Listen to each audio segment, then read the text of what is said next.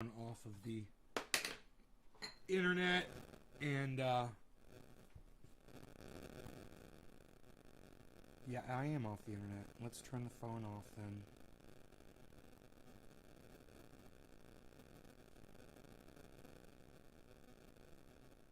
Okay, Debbie, four-name lady, what is up? How are you? I just turned my phone off for the show so that I could show you guys give you my full attention. Now it is charging. We will set it over there. I've brushed my beard. Tabitha, hello Tabitha. Hey Jackie, how are you? Jackie from Twitter. What? You guys can see me on Twitter. You guys can see me on Twitter. Yay. Dominic, Nick, Nikki, I'm hanging in. How are you? Debbie, I'm good. Nick Brown, hey. Got some really good coffee, man. Breakfast blend. I think it's the Dunkin' Donuts. No. Starbucks breakfast blend. Treasure Coast, what's up? How's it going? It says there's 5 people here, but I've got four-name woman, Tabitha, Jackie, Dom, Nick, Treasure Coast, and it says there's only 4 people watching, so I know they're misrepresenting the numbers. Okay, cool. I know there's more than 4 of you here. Now we know that we're being misrepresented in the numbers. Can all of you say hello to me? Isn't it bullshit that the girl competing in the Olympics can get shit on and in trouble for smoking cannabis? Michael Phelps won more gold medals than anyone and smoked cannabis. Patrick, isn't it bullshit? Yes, it's bullshit, Patrick. Well said. Couldn't have said it better myself. Treasure Coast. Hey, what's up, Treasure?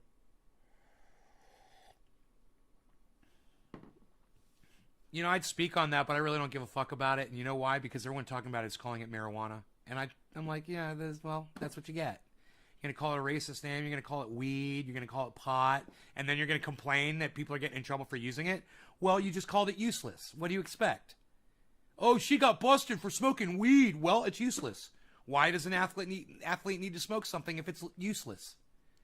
Oh, well, it's got uses. Well, then why are you saying that it's useless? I'm not saying it's useless. Well, you're calling it weed. Yeah, because that's what it is. No, it isn't. Because the definition of weed is a useless plant. So every time you call cannabis weed, you're calling cannabis useless. And then you wonder why people don't want to legalize it. Then you wonder why people get in trouble for having it. Then you wonder why the federal government isn't doing anything about it. But you keep calling it marijuana and you keep calling it pot and weed and you give it such disrespect. Well, if you don't even respect it and you use it, what the fuck makes you think that the fucking federal government's gonna fucking respect it? They're not. And neither are all these people, like the people in charge of the Olympics. Oh, you're calling it pot and weed. It sounds like fucking garbage. Pot, weed, dope, reefer. It sounds like fucking crap. You know, marijuana? What's that? It's tobacco. That's poisonous. Why would you call something that's non-poisonous and healthy for you, literally medicine, why would you call it marijuana, which means tobacco, which means a poisonous fucking plant that gives you lung cancer and makes you die? Why would you do that? Mark can only take this for so long. I get that. He can only take it for so long that he's got to leave. Come on, man. Don't let me get to you. Just relax. Enjoy yourself. You're going outside to have a cigarette? It's funny. That had the opposite effect. They say she smoked it to cope, C-O-P-E, cope, with the death of her mother. Yeah, Patrick, we already talked about this, bro. You're like 3 days behind. Where the fuck have you been? You think you're starting a new conversation in here or something? We're not talking about that today.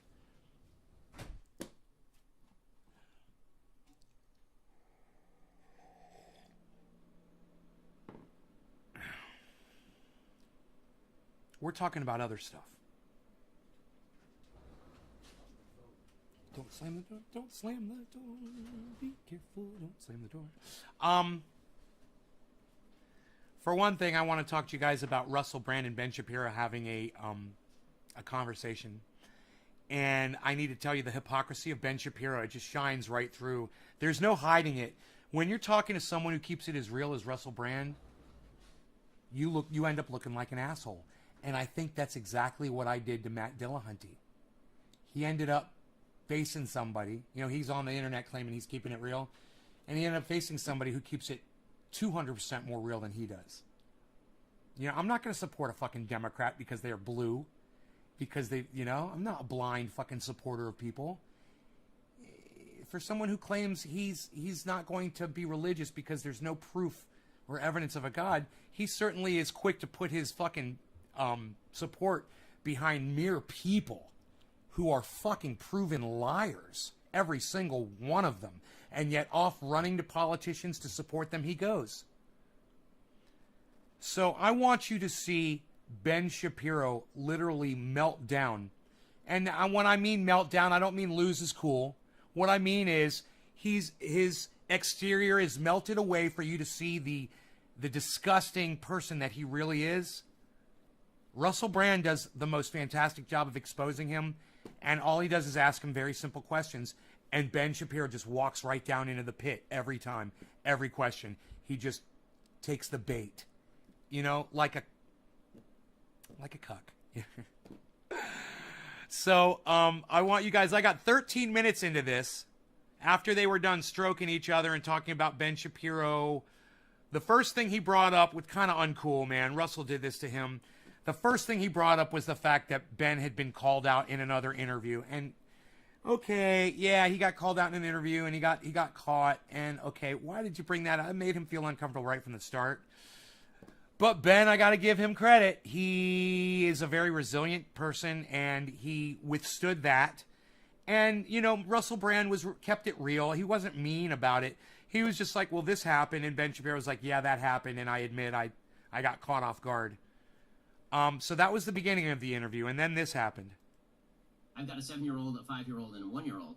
And so my 7-year-old and 5-year-old are at the ages where they start to ask really kind of interesting theological questions, right? They're starting to ask things like, what happens after you die? And in really kind of interesting and fun ways. Right? So my 5-year-old son turned to my wife and said the other day, and he said, so after you die, what happens to you? And she said, well, you don't have a body anymore. You're kind of liberated from your body. And he said, what did that mean? Do you fly around? And she said, you don't really fly around. You know, it's not like you have wings or something. He said, okay, so what exactly does that mean? And trying to boil down sort of the idea of trying to boil down all of the lies that you've convinced yourself are true to your actual child, and then you realize that you're a fucking liar as you lie to your child. It's kind of hard to do. That's what he's trying to say right now. Because he's realizing we don't fly around. There is no heaven. There is no God. He's got his little yarmulke kippah on his head right now because he's so sure of his religion. He's so confident in his religion that he literally needs to wear a hat on his head to remind himself that he's a believer. Reunification. And I'm going to eviscerate Ben Shapiro. If you are a Christian and you don't want to hear this, I understand. You're not going to like it. It's going to wake you up, and it's going to make you realize that you're a fucking liar and that you've been fucking lied to your whole fucking life. So watch and enjoy. Oh, and he's not even a Christian. He's Jewish. Yeah, he's a Hasidic Jew. He's the worst kind of fucking Jew. He's the worst kind of fucking Jew you can be. He loathes all other Jews because they're not good enough. With a higher being to a 5-year-old makes for a really interesting conversation. Trying to explain what makes you is really interesting and forces you to think about it more deeply. And sometimes you don't have all the answers. Dab Blue Jaws. Cheers. Let's do a dab, son. In most versions of we're gonna need some for this. When I fail to learn, you get smacked by life. Is acknowledging when you don't know something. Cheers. I mean, to go back to the BBC interview, if I don't know something, I would be better off just saying, I really don't know who you are and I don't know much about this interview, rather than trying to kind of bull my way through it. And the same thing is true in a wide variety of areas in life. Every time you get arrogant and you think that you know something, life is going to punish you for that. Yes, I've found this to be true. I can see quickly in the conversation with the kids, you can end up dealing with things like essence, the nature of consciousness. I was trying to think how I would handle that. My children Topeka, Chaz, Christians are your people. 5, Hey, Tabitha, Teresa, Randy, Mr. Blue, Topeka. Cheers, guys. Already, it's pretty easy to This is drop just the into lower pre-dab. part of that iceberg to see what underwrites I discovered pre-dabs. of ordinary egoic. Let me just stop here for 1 second and say I discovered pre-dabs. Nobody pre-dabs like May's Garden does, because we all learned about pre-dabs here just a few days ago. Fantastic. In everyday consciousness, you can be brought there quite quickly, quite swiftly by a child's interrogation. For sure. And my son asked, so what makes he got into, so what? You'd still be you. So your body really isn't you in terms of your soul, right? There's a part of you that is a conscious ability to choose. That is I didn't use exactly those words because it's 5. But you have the ability to do the right thing or do the wrong thing. And that part of you is really not connected to your body. There's something special about you that God implanted in you, and that you'll return to God after you die. Frankfurter, It's not 50, just, it's 55, not- speaking of Frankfurter, children is always, fucking you don't fuck, want to give them nightmares, fucking and at the same fuck. time, they're asking very deep and abiding questions that require answers. Yeah, I approach it in the same way. I'm plain Lip about lube. the idea of death, of finality. That's kinda and try weird. Not to make it, All right, let's do the real dab now. Overly sentimentalize it. But we found this big mole in the garden, and my daughter was just so fascinated with it. We gave it a burial, but she, I'm afraid to admit, exhumed that mole a further 3 times to re-engage with the corpse, with the mole less and less cute. But I don't want her to be sort of squeamish about life. Hey, don't you find? Thank you for sharing this video. I know, so it goes girl, boy, girl. Tabba dabba doo. Do you find like any? Tabba Blue Jaws, females thank you guys for and, sharing, like, hosting. my I son, love it. right? Thank you guys. Like, Cheers. sometimes when say I watch a movie and I see even a kind of a trivial joke about boys saying something like, "Oh, girls, they're rubbish," and I'm watching that with my kids, I feel like furious. Like, how dare you? How dare you say that? I don't want that going into my daughter, right? That's one of the reasons that I want to talk to you. One of the areas where I thought that would be interesting for us to discuss is, do you not sometimes find things that are being talked about by, e.g., trans community, feminist community, that you think have value and worth when it comes to individuals being sort of acknowledged, heard, honoured? So the idea that you should be, acknowledged for your feelings particularly depends on whether I think that the That feelings tasted are perfect. rooted in something good or something bad, right? Your children are constantly doing things that you don't want them to do, and you're constantly telling them not to do them, right? Your job as a parent is to help guide them through the world. In terms of valuable things that feminism has done for girls and women, I'm fully that. My wife was many times the doctor. When I was growing up, my mom worked and my dad stayed home. My daughter happens to be incredibly bright, and I hope that she picks the career that she wants and is able to do exactly what she wants. And we try to foster that in everything that she does. That anything anything that a boy can do in terms of picking a career, you can do. Although she is fully aware that that typically there are certain things physically that where women are different than men, right? Girls have babies and boys don't have babies, and men pick up heavy objects and are dumb. This is what she knows about boys. So this is which is not a bad thing for her to know. But the idea that women are relegated to. Did you guys catch that? I make sure to reinforce those notions with my children. How do you do that, Ben? Okay, boy, good boy. He's a boy. He's still a boy. Oh, he's not gay? They're about their biology and note that you are to my son that he is a boy, and to my daughter that she is a girl. And if she wants to be a tomboy and be a girl, that's fine. And if my son, is my daughter that she is a girl, and if she, about their biology and note that you are to my son that he is a boy, and about their biology and note that you are to my son that he is a boy, and to my daughter that she is a girl, and about their biology and note that you are to my son that he is a boy, and to my daughter that she is a girl, is a little bit more feminine. Can you guys hear it okay? Boy, he's still a boy. There's certainly. Can you guys hear him okay? Or are we dropping frames? Note to my son that he is a boy, and note to my daughter that she is a girl. Can I ask you guys, all of you parents out there, because I'm a child. I was a child. I had a mom and a dad. And I got to tell you, my mom and my dad never expressed the point to me that I was a boy. Ever. How many of your parents expressed the fact to you your gender when you were little kids? Did your dad take you aside one day and say, okay, now you're a boy. You're a boy, you know. Did your mom take you aside one day and say, okay, you know, you're throwing the football out there with the boys. Now you're a girl. Girls don't play football. Did your parents do that to you? Or did they say, man, that's awesome. Maybe you should join the sports team at school? Did they encourage you if you were a girl? And if you were a boy, did they encourage you to go take ballet lessons because you were interested in that? Or become an opera singer because you were interested in that? Or encourage you to go to hairdressing school because you were interested in cutting hair and being a beautician? Because you knew how to make people look fabulous. And you knew you'd be great at it. So you decided to go to college. Did your parents... Can I get some responses from you guys, please? Either that or get me some more people here, guys. If you guys aren't going to talk to me... Bab Bab Blue Jaws says no. Thank you, Bab Bab Blue Jaws. Hippie chick, not you. You had encouragement? Oh, good. You guys are talking to me. I was about to say, if you guys don't want to have the conversation, maybe more people will. Maybe you guys should share it around and get some more people here that will actually... I think this is a very interesting conversation. I'm telling you. No, I'm telling you. You tell me, okay? I'm telling you. All right? Teresa says no. Okay, Teresa, thank you. My parents never expressed to me that I was a boy. But Ben Shapiro, his form of parenting is to note to his son that you are a boy and to note to his daughter that you are a girl. Let that simmer inside your brain for a little bit at the amount of insecurity possessed by this guy.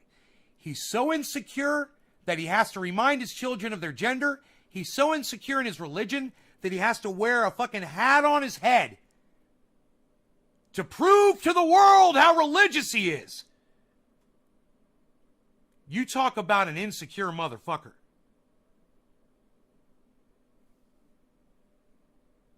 Characteristics that where boys can, you know, have non-traditional male interests, and that's fine, and girls can have non-traditional female interests, and that's fine too. I don't have any problem with that. Where I draw the line... Where I draw the line. Dad draws the line. It's not your... You don't own people, bro. You know, they're their own person. That might be a little child to you. It might be a little kid. It might be your sweet little baby. But that's a separate person, man. They get to determine their gender. Not you, you motherfucker. Can you believe he just said that? 2029. Let's go back to 2026. Is where people start to suggest there are no fundamental differences. That's fine too. I don't have any problem with that. Where I draw the line... That's fine too. I don't have any problem with that. Where I draw the line... That's fine too. I don't have any problem with that. Where I draw the line... That's fine too. I don't have any problem with that. Where I draw the line... You don't get to draw the line with your parents, with your child's gender. You get to draw the line on a lot of things with your children. You really do. But you don't get to fucking tell them what their gender is. You fucking monster!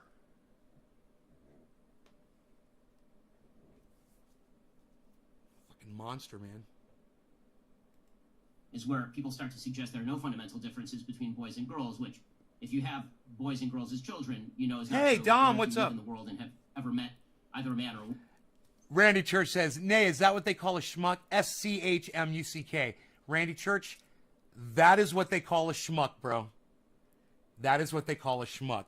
My mother would call him a schmuck after listening to him for 5 seconds. She'd say, who is that schmuck? Let's hear where he draws the line.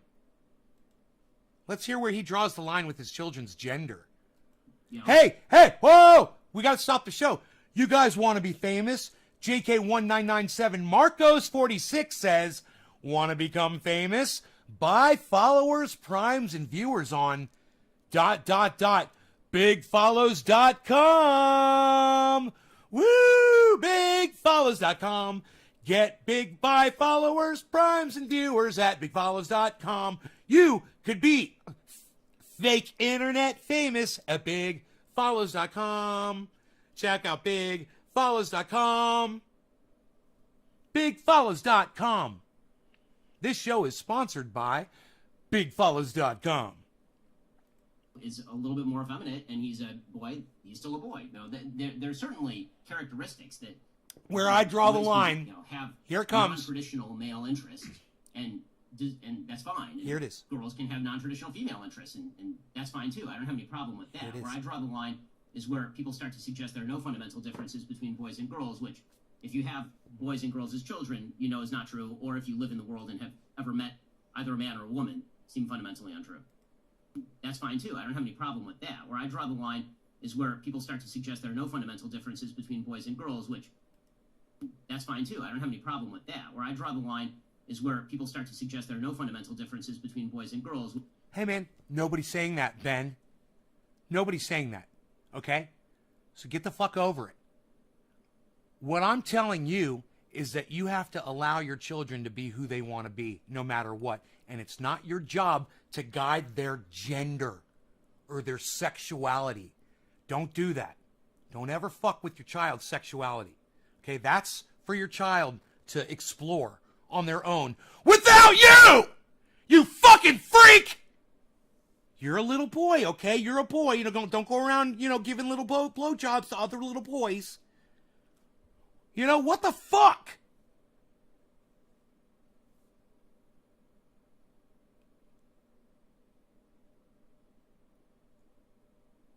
Hadley, he's not the worst of parenting out here. Want to get banned, came to the right place. Bad Blue Jaws. Ben Shapiro is a massive idiot. You guys, it's not just Ben Shapiro. It's a good call. Yes, he is a massive idiot. It's the fact that he's got millions of listeners, guys. That's what you guys have to realize. That's why this is important. Because, someone's cooking you a meal. Someone's driving you somewhere. Someone's flying you somewhere. Someone's doing something for you somewhere that believes this motherfucker, listens to him every day, and thinks he's intelligent. Thinks he's a well-spoken Jewish man. And when they were younger and they were Catholic or they were Christian and they were in church, they were taught that the Jews were special people. In the Bible said that God said the Jews are special people. And he fucking uses that shit. That's why he's ultra Jew. That's why he's Orthodox. If he was a true Orthodox Jew, he would have these. And they would curl all the way down. And he would have a full beard, because you're never supposed to let metal touch your face when you're an Orthodox Jew. So he is a fucking hypocrite. Okay? He's a fucking lying fuckstick hypocrite. And if you guys ever want to see what a fucking Orthodox Jew looks like, I wait. I'm sorry. My bad. I'm an old man and I forgot. No. I was thinking of Hasidic Jews. My bad. No. These are the Hasidic Jews, and they're also Orthodox. But then there's Orthodox Jews who don't want to do this. They don't want to have these, and they want to do that, right? So it's like the Orthodox Jew and the Hasidic have a little bit of there's a little difference between them. And, there is. And my bad, because, I was raised Jewish. Not Jewish now, just so you guys know. But I was raised Jewish. I know a lot about Judaism. And I should have fucking known that in my brain. And I'm getting stupid, obviously. But that's okay, because I have a video of me, not of you, a video for you of me standing outside with my 22 scaring off the squirrel again. I got the whole thing on fucking video. Just so you know, if you stick around, you get to watch that. You can hear me and Mark talking to each other while I'm doing it. And I'm not going to tell you anything else about it. Just stick around and watch the video. And do me a favor, get some more people here, guys. This is going to be one of those epic shows, but I need you guys to fucking, I got to smoke 420, bro. I miss 420. I didn't smoke 420. I didn't smoke 420. Did I smoke 420? I don't think I smoked fucking 420. Did I miss fucking 420? I think I did. I think I missed 420. So, 28 minutes in. Psst. I'm a horrible person. I need to smoke 420. I don't think I smoked 420. Did I even do it? Psst. I don't know, but I'm going to do it now. And I'm going to put some smoke rings in this general vicinity. Retirement community! Chrissy! I'm going to have to kill you. Chrissy! Harles, are you okay? Harley, you got food up there, buddy? Are you going to come down here and yell at me? Trendy orca. Trendy. Who's got their headphones on? Trendy. Orca.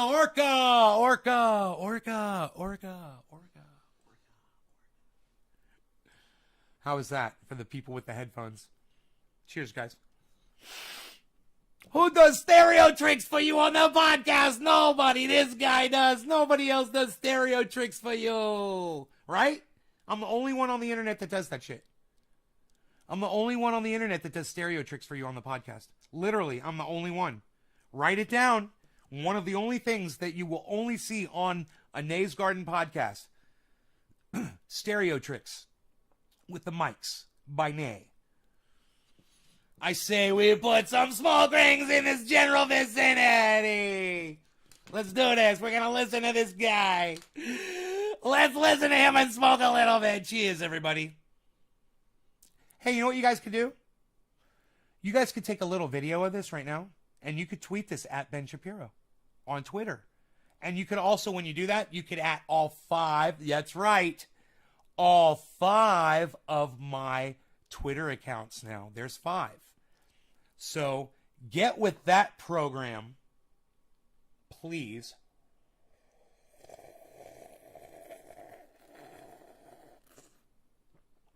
And go at all 5 of my accounts on Twitter and at Ben Shapiro, and this a link to this show so he can see that I'm eviscerating his hypocritical ass. Speaking of little kids, Ben, I was 11 years old when I realized there was no God and that Judaism was a total fucking lie. 11 years old.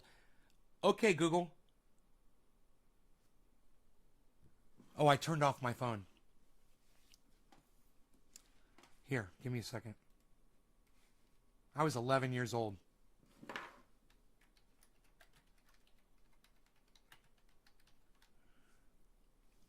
He's 37 years old and he still hasn't figured that shit out yet.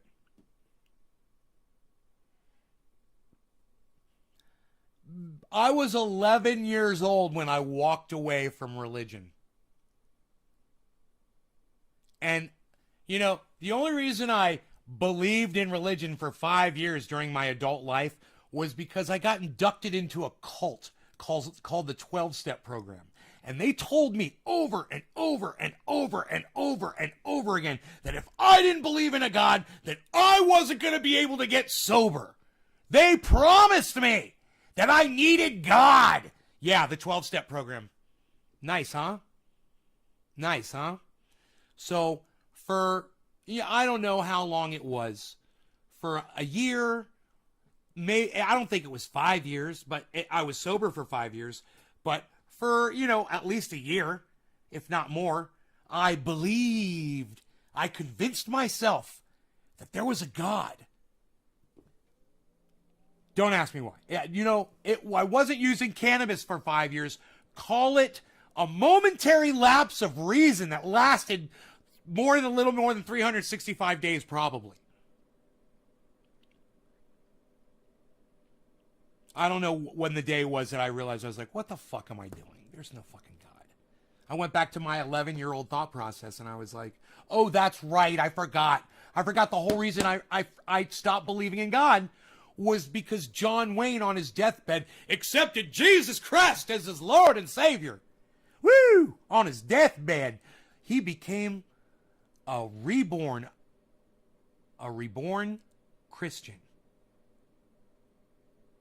A reborn Christian. John Wayne, my hero as a little kid. And I said immediately, 11 years old, and I heard that. And I said,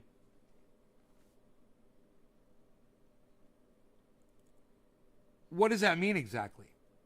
And my parents said, it means that if for his whole life he didn't believe that Jesus Christ existed, then if his dying words were that he accepts Jesus Christ as his Lord and Savior, then he's automatically absolved of all of his sins and he gets to go to heaven.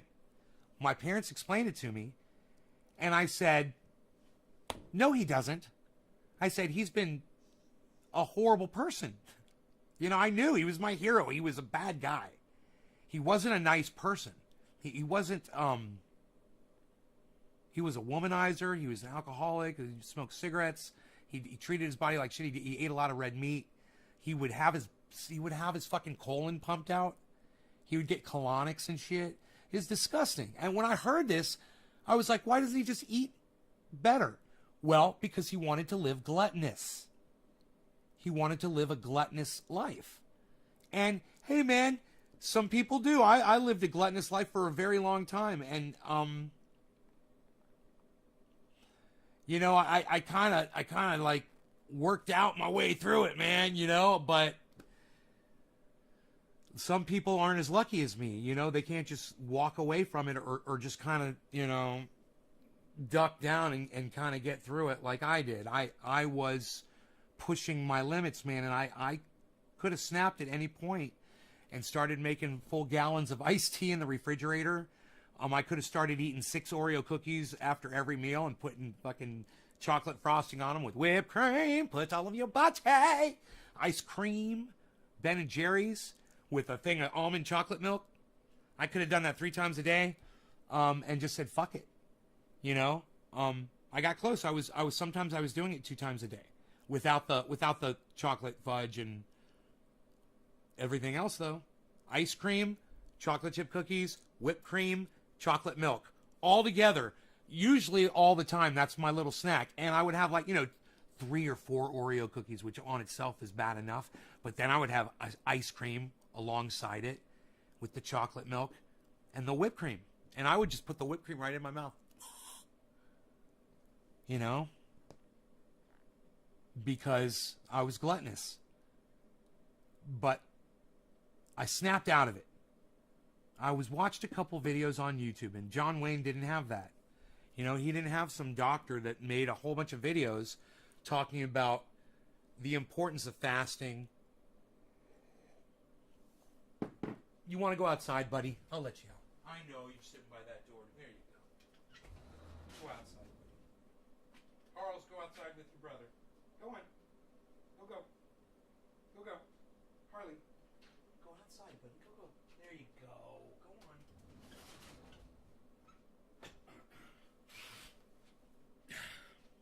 I made a tri-tip for lunch today. Mark, I gave Mark a nice slice. You know, I brought it out, so he was outside just resting, and I gave him a nice piece of tri-tip. I just had some garlic bread. Lots of garlic. You guys, triple up on your garlic from now on, okay, everybody? Powdered garlic is fine. The less processed, it's chopped garlic is fine. Raw garlic is fine. Slightly heated, cooked garlic is fine. The one thing that's not as active as everything else is the garlic oil. But straight up garlic, man, you guys start going crazy on it, okay? And I'm going to tell you why. For the same reason that you put molasses in your water when you're watering your plants. Because the molasses goes into the soil, and what's it do? It feeds the mycorrhizae, right? Mycorrhizae love molasses. So they eat that, and they multiply, and they produce their bioactivity that soil and roots, oh my God, right? In your stomach, when you eat a lot of garlic, the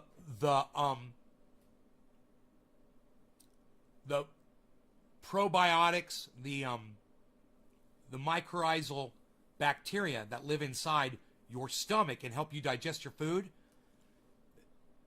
their molasses is garlic. And now you guys, who in here did not know that about garlic? And who in here knew that garlic was a superfood? Anybody? You know, one of my ex-girlfriends back years ago used to like a lot of garlic, and man, she didn't wear it well. Let me tell you, I literally made comments to her sometimes. It would get really bad, and she would tell me, but you know, it's really, really healthy for you. And I just ignored that. I never heard that. Look it up. Go look it up. You knew about garlic, 4-name girl. Superfood, Randy Church. I didn't know that for sure. Look. You guys, get all the kinds of garlic that you can. Garlic is really good for your stomach, for your digestion. It's really good to help keep you healthy. Consider going more garlic. Okay? That being said, I think we've discussed that enough. Let's get back to Ben Shapiro. I'm going to blow some smoke rings right over his head, hopefully, in this vicinity. Let's see if we can do it. Cheers. You guys, thank you for sharing this around. If I miss 420, I'm lost. I don't even know where I am with this. Which, if you have boys and girls as children, you know is not true, or if you live in the world and have ever met either a man or a woman, seem fundamentally untrue. Do you think that, not dealing with, I'm not talking about individuals here, I'm talking about the way that the media is mobilised around these issues. Do you think that there is something fundamentally disingenuous? Do you think that they have an agenda or objectives beyond the protection of people's rights to express themselves however they want to identify however they want to feel that they are accepted by a culture, all of which to me seem like perfectly reasonable objectives for any individual? Do you feel that there are secondary or ulterior agenda that are being pursued culturally that cause you some kind of disease other than a kind of the sort of what you've just asserted ideologically about, you know, your interpretation and understanding of what you would just say is absolute biology? Yeah, so I mean, there are a few things. So one is, there's a great book called The Rise and Triumph of the Modern Self by Carl Trueman that I think is well worth reading on this particular subject. Let's speed this There's up. been a redefinition. It really doesn't start with transgenderism or even the modern era. A redefinition of what it means to be an individual and where you get your individuality. What makes you you, right? What is your identity about? For most, I gotta say this. I like that Ben Shapiro is slowing down the way he's talking in this interview. He's not trying to overdo it because, you know, when he does his show, he's really fast. He talks really fast. That way he gets more information in, you know, when he's talking and shit. He's a smart little dude. But at the same time, he's only book smart and he's not this kind of smart. He wishes he was this kind of fucking smart. He wishes. And so do all of his audience members, all of his fans, the millions of people that love him. They think that he's this kind of smart. most of human history, your identity was about you living within the boundaries of a particular community. How you interacted with the world was part of what shaped your identity. How you interacted with your community was part of how you shaped your identity. If you read Aristotle, it's all about producing good citizens in the polis, for example. Or if you read the Founding Fathers, they're You're talking brought about up with within garlic. your community and the importance of communal bonds. And as communal That bonds are and broken brass- down, and I think that this relationship is sort of Brassicas? symbiotic as our version What? of what identity is has changed. People have stopped Wild garlic? associating what I am with Right what on, society Josh. expects of me, Wild what garlic. society God, way to and go. what I Great am find, society. bro. And instead they've said, I am what I feel, right? My authenticity is key. Authenticity is the thing that matters the most. And so now Salute. there's no good or there's no bad, there's just authenticity. And the rules of the road have to be changed around me in order to foster my own sense of authenticity, which means everybody else has to change their behavior because I feel a particular way. Well, that to me is not a way to build a society. I'm not sure that you can build a society in which everyone's individual identity is rooted in forcing everybody else to change their ideas about the world and how they wish to address the world. That doesn't seem... Holy shit. You know? Because what he just said totally goes against everything he always talks about. He is, when in Rome, do as Romans do. He's totally just snowing Russell Brand. I wonder if Russell Brand's going to call him on this bullshit right here. I have a feeling, because Russell Brand is way smarter than Ben Shapiro, I have a feeling that Russell Brand's going to get him on this one, because this is bullshit. With Ben Shapiro, he does not believe what he's saying right now. He does not believe that everyone should have the individual right to be who they want to be. He does not believe that. He totally does not believe that. seem like a smart way to do it. If you can't have any sort of at all mutually agreed rules of the road, other than presumably just saying yes to everything, it's going to be very difficult to build a society around anything like that. I mean, that's on a very abstract level. On a more practical level, one of the things that you've seen in the United States, for example, is an attempt to tell religious Americans that if they don't raise their children with particular values, then they're doing abuse to their children, and that presumably the state should step in. You've seen bakers who've been sued for saying, I don't wish to participate in this particular activity. Right now, I'm very libertarian when it comes to this stuff. I feel that He just said you've seen bakers that don't wish to participate in this kind of activity. Did you guys catch that? Okay. For those of you guys who didn't catch that, years ago there was a case, and it spurned this whole new age that we're living in today. This gay couple wanted to get married, and they wanted to have a wedding cake. And I know you guys are all like, yes, you're remembering this. And the baker said, no, go somewhere else. I'm Christian, and my religion doesn't allow me to participate in a gay wedding. I'm not going to bake you a cake. And instead of just going to another bakery, which is what I'm glad they didn't do, because what this did was this put everybody, it pulled everybody out of the shadows. And even though it was hush hush, whatever, you know, people treat other people like shit when you're different than them.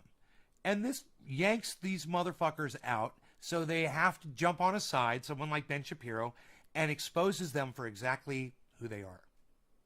Freedom includes freedom of association, and freedom of association means that people I don't like can not associate with me. That is their choice.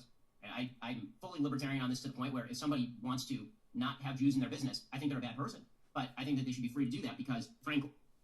Oh, really? Ben Shapiro thinks it's okay wow, did you guys hear that? It's okay if you don't want to have Jews in your business, then you shouldn't, you should have a sign up on your door that says, we don't serve Jews. Nice. Ben Shapiro, huh? Whoa. Wow. What a fucking anti-Semite. What a self-loathing Jew. You guys want to hear him say that again? Can you even believe he just said that? I don't want any overarching authority telling people who they must and can't associate with it. They're doing abuse to their children, and that presumably the state should step in. You've seen bakers who've been sued for saying, I don't wish to participate in this particular activity. Right now, I'm very libertarian when it comes to this stuff. I feel that freedom includes freedom of association, and freedom of association means that people I don't like can not associate with me. That is their choice. I'm fully libertarian on this to the point where if somebody wants to not have Jews in their business, I think they're a bad person. But I think that they should be free to do that because to not have Jews in their business, I think they're a bad person. But I think that they should be free to do that to not have Jews in their business, I think they're a bad person. But I think that they should be free to do that because that is their choice. I'm fully libertarian on this to the point where if somebody wants to not have Jews in their business, I think they're a bad person. That is their choice. I'm fully libertarian on this to the point where if somebody wants to not have Jews in their business, I think they're a bad person. But I think that they should be free to do that because, frankly, I don't want any overarching authority telling people who they must and can't associate with. That seems to me.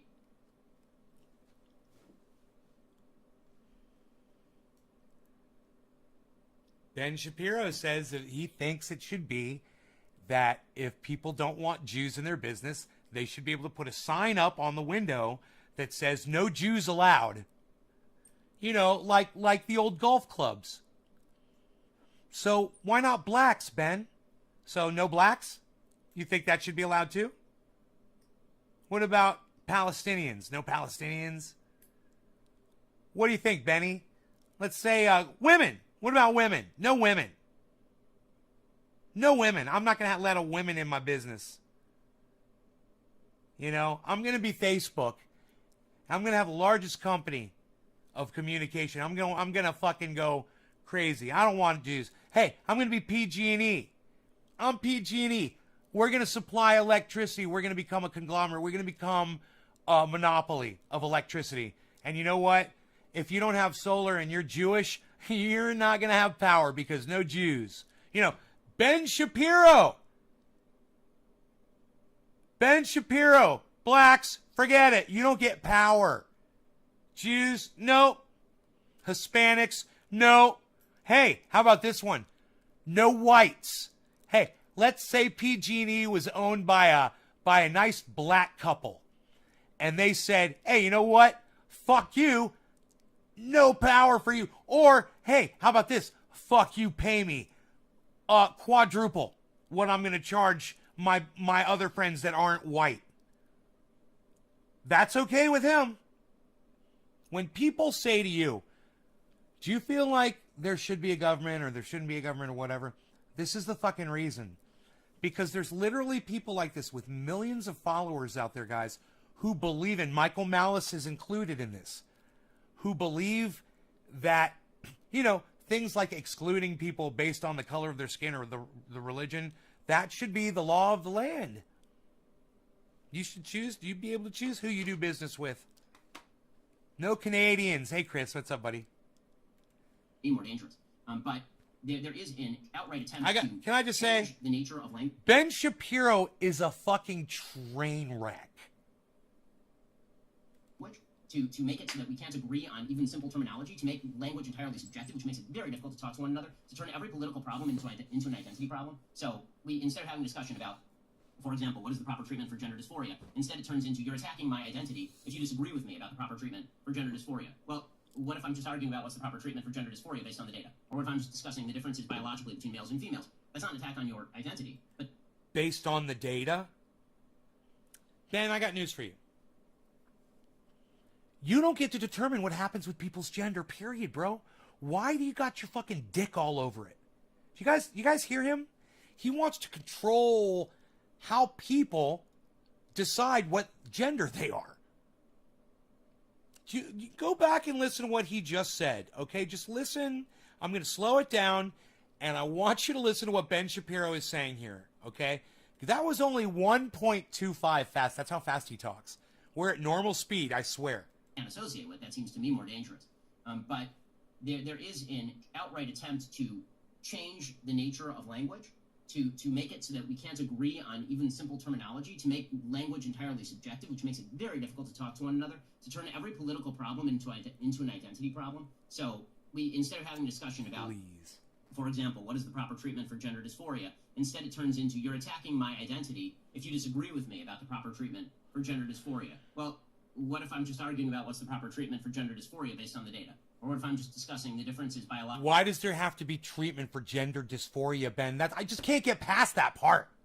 I just can't get past the part that he feels like there has to be a treatment for gender dysphoria, and it's his job to figure it out and to talk it out with people, even though it's not his fucking problem. And I'm sorry, I used the wrong word. It's not his place to determine such things for other people. And I apologize for saying the word problem, everybody. I'm sorry. That was the wrong word to use. Logically between males and females. That's not an attack on your identity, but the conflation of everything that I believe and everything that I feel internally on a subjective level with who I am it's very difficult to see how you reach common ground there. You need to be at least able to put yourself out. You don't have to reach common ground, Benny boy. You know why? Here it is. Are you guys ready? Because it isn't your place to decide for other people what their gender is or how it should be treated. Ben, how many times do I have to tell you? And why are you making this an issue? He's making this a huge issue right now. He could have just said, you know, wouldn't this be great? You know what I've come to realize? It's really not my place to determine what people's gender should be. Let's move on. No.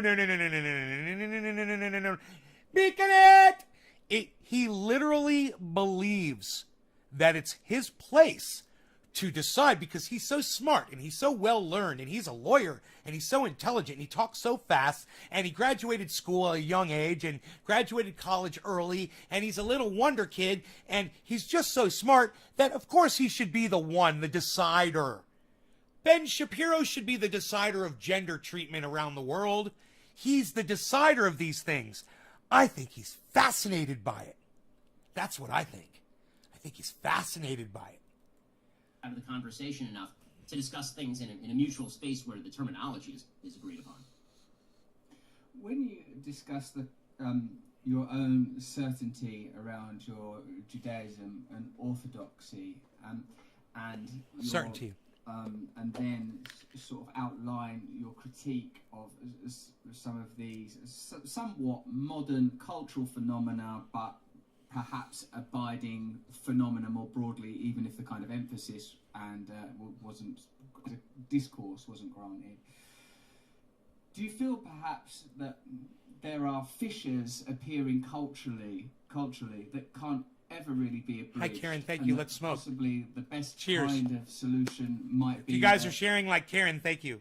A kind of a confederacy of like, well, Smoke you rings just right get to here. live how you want to live. Just live Right here how on this you wanna background. live and allow other people to live how they want to live, which I can see that somewhat within the remit of libertarianism. Yeah, I mean, I've said for a long time that I think that this is the direction in which we're moving. The question is, are we going to share a culture or not? Because that libertarianism only lasts as long as nobody grabs the gun at the top of the food chain, right? I mean, whoever controls the gun controls the policy, unfortunately. And when I say the gun, I just mean the government, because the government, to me, is just a giant machine for compulsion. That's, in essence, what the government is designed to do. Every law, at the very end of the road, is backed by some guy coming to your door with a gun and putting you in jail if you don't obey the law. So it depends on whether there can be a common agreement to leave people alone. And I think that agreement is pretty much what is missing right now. If you are an adult and you choose to live however you want to live, and you're not bothering me, I may disagree with what you do. I may think that what you're doing is religiously sinful. I may think that on a non-religious level, you are living a dissolute life and that you could be doing better with your life. But I also understand that you're an adult and you have the capacity to build your own life. If you can't understand the same about me, then we've got a problem. But Ben, some religions say that you should murder people when they're being gay. They should stone people to death, Ben. Should we just allow people to behave in that way? Should we let, or, you know, in many Arab countries, no offense to my Arab friends out there, is that the right word to use? Should I have to say Arabic countries instead of Arab? In many Arabic countries, they mutilate people.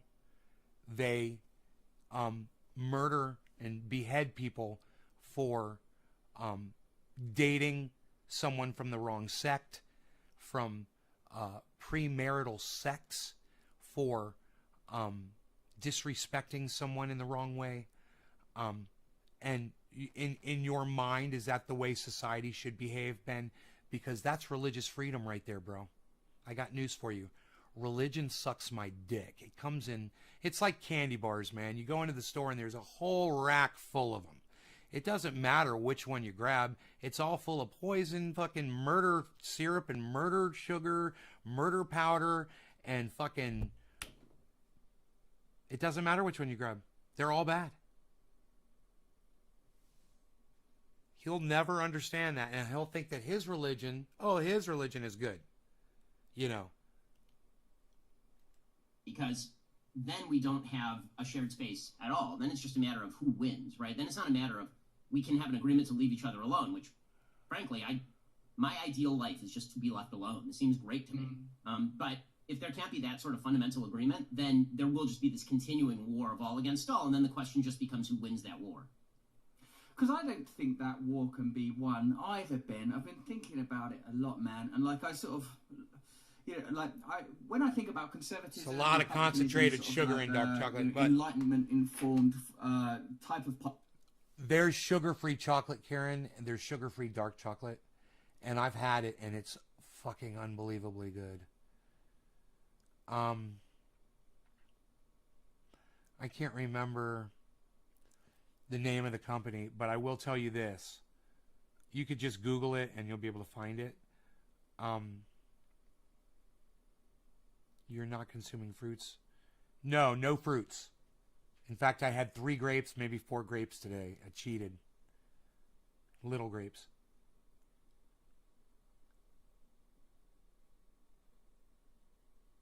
That's the connection. Anyway, let's move on. Politics that led to the foundation of your country. The challenge I have with it sort of in some ways sounds oddly comparable to some of the criticisms you've offered about other enclaves of culture and identity, is that for me it seems that conservatism becomes too easily alloyed with concentration of power. It facilitates and expedites the progress of powerful interests and institutions. It leads to inaccessible and fortified power centres, for me, more in the financial and corporate world rather than the sort of the world of... So what he said, people who believe like Republicans do are very corporate. Sorry about that. If you guys are suffering from, I hope I didn't cause any seizures out there. People who think kind of like Republicans are geared towards corporations, but so is the left.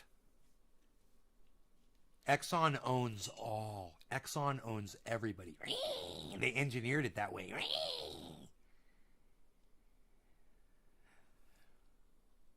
Mantis Indigo, Mr. Blue, 70 to 90% darkest top shelf. About to go smoke some banana bread on the oceanside beach. Using the ERB way, strokes for ego as a healing thing. No.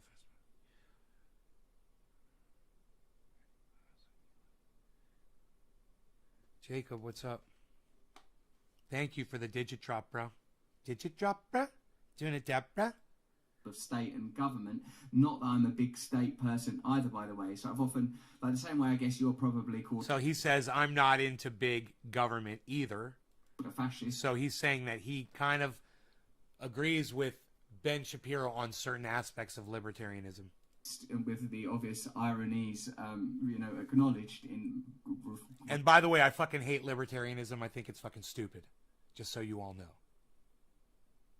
Referring to you with that loaded word, that I'm kind of sometimes called a communist. And I think, well, I don't believe that there should be centralised state power at all. That's something I really strongly disavow. If anything, I'm trying to find some fusion between anarchism in a literal sense, i.e. some sort of small collectives that are democratically run, and libertarianism, where the rights of the individual are honoured. And it seems to me that both of those ideas would require, who knows how we get to this utopia, Ben, but even in race... Dude, he just retains things that he reads, but he's very bad at interpreting data. He is what you call a professional confirmation biaser. It is all he does. Is he has a bias, and he finds and he cherry picks the facts that confirm his bias, and then he throws those facts at you in an attempt to try to convince you of his bullshit. He is a master of confirmation bias, man. It's all he is. And yeah, that makes him an asshole. And yeah, he's smart in that he can retain knowledge, but he uses that power for all the wrong reasons. He's still under the God delusion, bro. He thinks there's a God. He's wearing a fucking yarmulke on his head. And he thinks that little piece of cloth somehow, shows the God that's floating up in the sky respect. That the little piece of cloth on his head. He doesn't do this with his hair, and he doesn't ever he doesn't let his full beard grow out, which he's not supposed to ever raise or anything on his face, because the Bible says that. But, he's an Orthodox, he's not a Hasidic. He only believes what he wants to believe, so he can tell people, so he can wag his finger at people and be the biggest hypocrite that I've ever freaking seen. It seems to me that isn't it worth at least addressing the flaws within the kind of conservatism for which you are such an outspoken and admired orator? Like, for example, the way that you support, you must surely have had an uneasy relationship with Trump because of the kind of perhaps the... I have noticed he did say when Trump did some really dumb shit, Ben Shapiro did speak out about it, but he was not, anywhere on a level of criticizing Donald Trump where someone like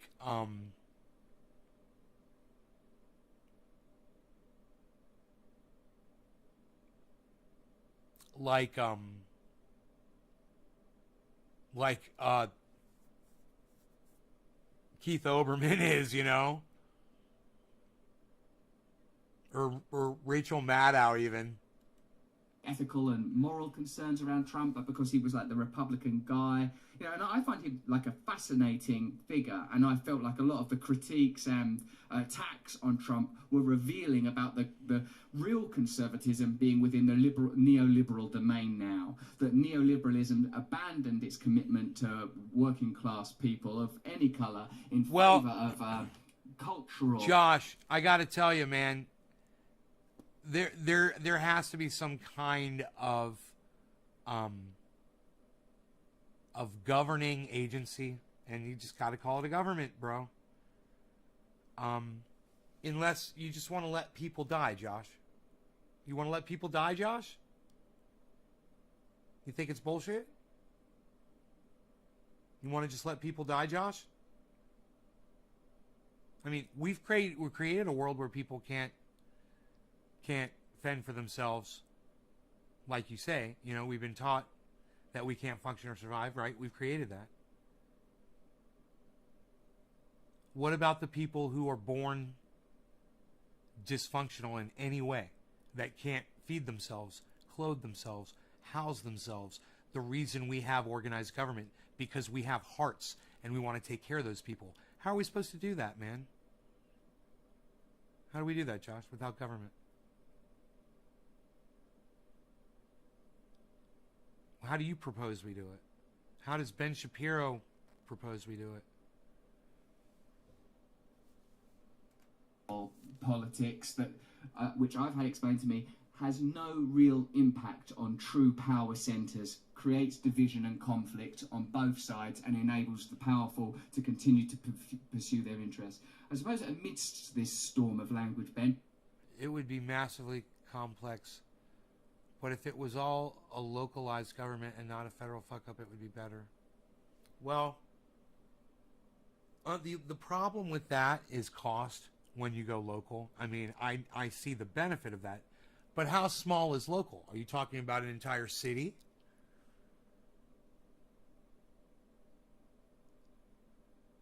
And just let cities decide, eat for themselves? Because let me tell you something, bro. You've got fucking psychos in cities, right?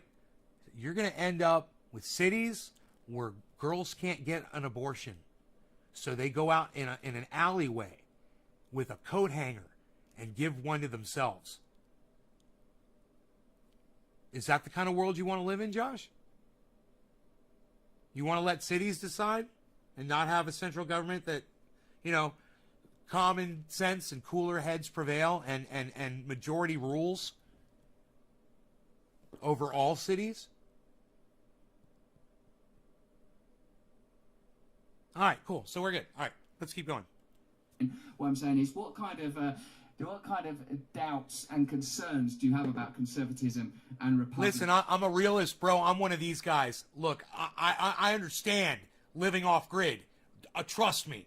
But I also understand the need to take care of folks. And I also understand that, you know, right now, people don't realize how good we got it, man. When you can't take care of yourself and you can go to a government office and you can prove and show, look, I'm unable to do this and this is why. It's documented. Here's the note from my doctor. Here's the documentation. What do I have to fill out? And they give you a form, and you have to fill it out. You got to give them your social security card, maybe your birth certificate, and your driver's license, you know? Or maybe you don't have a driver's license because you can't freaking drive. Maybe you're a blind person, right? And you fill out all the information, or they help you fill it out.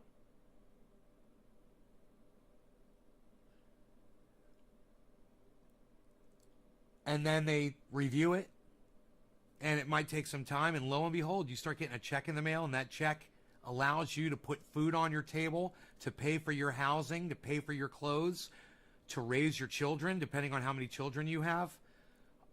We've got it really good, man. Why take that away from people?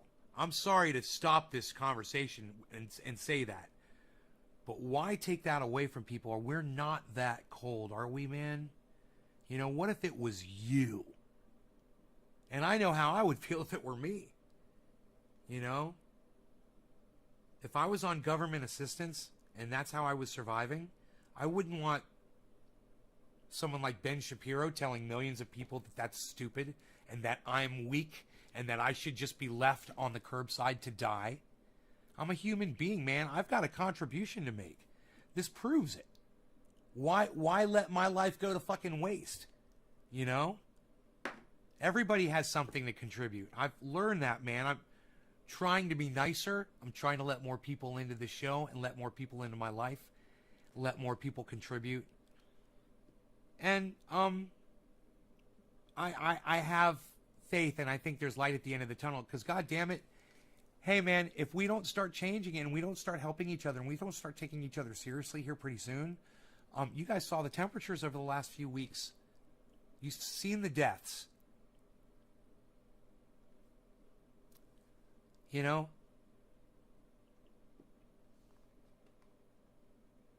Does anybody out there like to work outside? Does anybody like to work outside? Give me a hands up, high five emote if you can get your hands on one. Pun intended. Mechanism. Where do you see there being room for change from what you would refer to mostly derisively on your show as the left? Can you give me some stuff out of that hurricane? I think that one of the big problems with conservatism is that conservatism, in sort of the traditional American sense, which looks more like classical liberalism in the European sense, it's rooted in a certain fundamental assumption about. You guys like to values work that are being outside? held by the community. I like to work outside too. Let me tell you something. I was outside last few days working in the heat, and I got to tell you, I got in the shade from time to time, and I drank water from the garden hose, and right on, Jacob. Thank you, buddy. Bad Blue Jaws every day, and I took care of myself out there. But not everybody is as intelligent as me or you. And it would be very easily to get heat stroke out there and not realize you're getting it if you didn't have access to water, or if you were just out there. Even if you were drinking water, you're exposed to that kind of heat over that period of time. Let's say you're working outside all day and there's no shade in the area that you're working in. If you have an umbrella that you can set up on a pole or something and cover your area, or a tarp that you can put up, or some kind of a small tent, you know, or something wherever you're working. You know, I have umbrellas around my property. And literally, I am able to, but for me, I get under a tree anytime I want, man. I got trees everywhere. I just step in the shadow of a tree and I start cooling off immediately. You know, it lowers my temperature 10 degrees, but not for everybody out there. So, we are in a lot of trouble, guys. And if you like working outside like I do, if you like gardening as much as me, start taking the precautions, man. They've got these things, man. Stanky McJanky, friend of the show, friend of mine, friend of yours, friend of everybody's. We lost him. He died a couple years back, unfortunately. He gave me a wrap that it goes around your neck, and you put it in cold water and you put it around your neck, and it stays cold for hours. It'll keep you cool. It'll lower your whole body temperature. A really cool thing. They've got stuff like that. Wear a hat. Always wear a hat, guys. Protect yourself. There's sunscreen. There's white shirts instead of black. When I go outside in the sun, I almost always take my shirt off. As soon as I walk outside, my shirt comes off. I'm a sexy bitch. I'm out there. I'm fabulous. I'm getting fabulous all over the yard, guys. You should see me. I'm fucking catwalking that goddamn thing. Just strutting. Fell on my back. I used the road department. Sometimes I stand out there with my hand on my hip and just pose.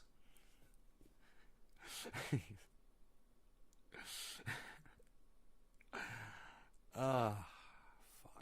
Drink water and a wet towel around my neck and eat banana. Yeah, Jackie 3. Thank you guys for everybody that is sharing this video. I'm going to be smoking this bong rip for you. Let's put some smoke rings in this general vicinity and listen to some more Ben Shapiro. And listen, you know what? I don't listen to Ben Shapiro too much anymore. I mean, I get him. You know, I've listened to him a lot. I put some hours in.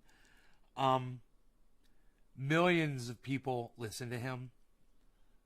If you know anybody who agrees with the kind of garbage that he spews, and it's pure filth. Like I said, it's all just confirmation bias, cherry-picked points. That's all it is. Except for when he's talking about guns. I like Ben Shapiro's stance on my right to possess a firearm. There's that. So Benny Boy and I, we got that. We got that. Second Amendment. First Amendment, I think him and I are the same on First Amendment rights as well. You know, that's what he does. He speaks for a living. So I think him and I are in the same place with First and Second Amendment rights. What's his stance on cannabis? I believe that he thinks all drugs should be legalized. If he's a libertarian, he doesn't think there should be fucking government. And if those values fall away, then the institutions themselves are not going to. That's pro-drugs, baby. Right. This is something that all of them noted very early on. He said that the Constitution of the United States let the cards fall where they may. People, if the people became no longer happy 710, everybody cheers. Right through the boundaries of the Constitution, like a whale would through a net. Right, so there are certain unspoken assumptions about the nature of community life. And if we read de Tocqueville very early on, he talks about how in the United States people are constantly forming social organizations, associations. They're going to church a lot. They're interacting with each other a lot. They're building communities, strong communities, with real social fabric. And that replaces the sort of government compulsion that otherwise you would need in order to provide for law and order. Right, there's a lot of social pressure not to break the law. There's a lot of social pressure not to be rude or impolite. There's a lot of social pressure to do all of these things. And if people stop acting that way, then government compulsion is suddenly looking a lot more attractive, because as things disintegrate, people want the government to do all the things that society used to do, and government starts to fill that gap. So that's been a problem with conservatism, and you're seeing that kind of breakdown within conservatism, even with the sort of debate that's happening right now between a sort of libertarianish conservative wing and a more interventionist conservative wing. People who think that the government actually should replace a lot of those social institutions in cramming down particular social values, attempting to restore social fabric from the top down, which I frankly don't think is possible. Now, when you talk about the centralization of power in institutions, Russell, I kind of want to know pork ribs, how the power was centralized and what the power is being used to do. So whenever I hear centralized power, it sort of depends to me on what is being unfortunate traded circumstance. away in Not return enjoy for cannabis. centralized power. So when I look at government, I see centralized power in government. I understand that you're trading away your rights to the government, presumably in exchange for a certain level of protection, and I have serious objections to that, because those rights belong to me. They are inalienable under a declaration, and I think according to natural rights theory. So government scares me. When it comes to corporations, the question is, how are they gaining that power? So if a corporation got really big, because the corporation has a hand-in-glove relationship with the government, and the government is there's regulatory capture. The government is creating regulations specifically to quash the competitors of this particular giant corporation. Or the corporation is working in cahoots with the government to write the rules in such a way that it makes it pretty much unpalatable for anybody to get into that business. That, to me, is deeply scary, right? When the Occupy Wall Street movement started in the United States, my big problem with the Occupy Wall Street movement is I wasn't sure why they were occupying Wall Street as opposed to occupying D.C., considering that D.C. has the power of the purse and the power of the gun. Wall Street is just a bunch of businesses. So that's one arena of centralized power. The other arena of centralized power is just businesses getting bigger because they are good at what they do. And I don't have a problem with businesses getting bigger because they are good at what they do, or operating in a free market space in order to negotiate, for example, with labor. Nor, by the way, do I have a problem with private labor organizing in opposition to businesses, so long as they're not kneecapping people who wish to work for a lower wage. My problem with centralized power when it comes to corporate world is that centralized power in the corporate world very often involves hand-in-glove relationships with the compulsory power of the government, enshrining these corporations permanently at the top of the hierarchy, and that I have a real problem with. Perhaps it's inevitable that at the elite levels, these kind of relationships are abiding, that there is that you cannot attain that degree of influence. And for a definition of power, a very simple one I heard is the ability to reward people who align with your interests and punish people who do not. And on that basis, we can see that. Oh my God, that's terrible. That describes the show, man. I can reward people who agree with me and punish those who I disagree with. Oh my god, that's so deep. Fucking Russell Brand's just bringing it, bro. He's just... Dude, why is YouTube trying to give people... Why is YouTube trying to give people... What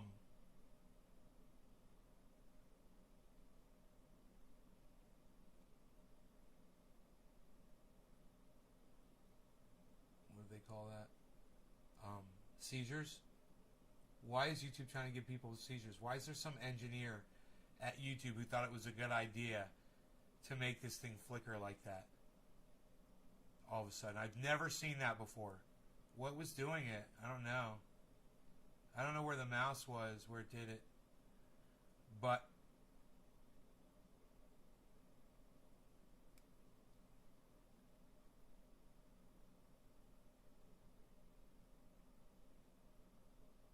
oh.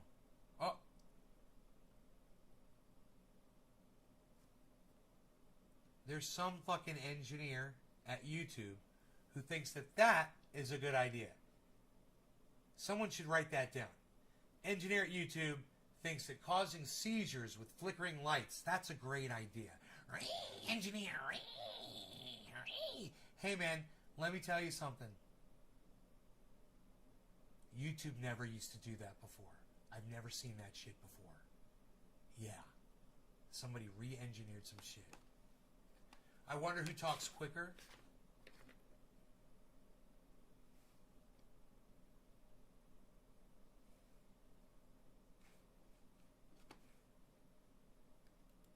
That there are certainly powerful emergent forces in the world of tech that are centralized, that are able to a degree, it seems at least, moderate themselves, decide who can use their platforms in what way. But there is... Jacob, can I just say this? You're a fucking idiot. One of the sort of real fundamental and, so rudimentary, it's almost childlike queries that I have about the way that you conduct your channel, and is that when you refer to the left as kind of Marxist and extreme leftist, I feel like, well, they don't seem like they're on the left at all, as I've understood the left, i.e. the left about redistribution of resources, the empowerment of ordinary people, in the case obviously of your country, ordinary Americans of all colours and creeds, having the ability to have power in their own lives, free from cultural or political or economic imposition. This for me is the role of a true opposition party, however you want to colour it. And one of the other issues I wanted to bring to you is it seems to be that there is now a kind of dissipation of these systems of categorisation. Within the Republicans, you said there's that libertarian sort of post-Tea Party type of republicanism, post-Trump, God knows what it looks like now, and with the sort of... I want everybody to know Four Name Guy's blocked again, and you know what? He's the only person on the fucking block list.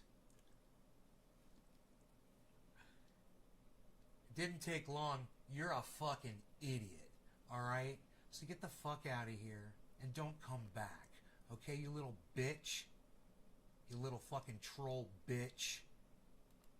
Traditional sort of Christian right that exists loosely corralled into that. And with the left, my biggest sort of concern about leftist politics is that there is no agenda to reorganise society beyond certain cultural inflections, which you spend a lot of your time critiquing and are doubtlessly having a big impact.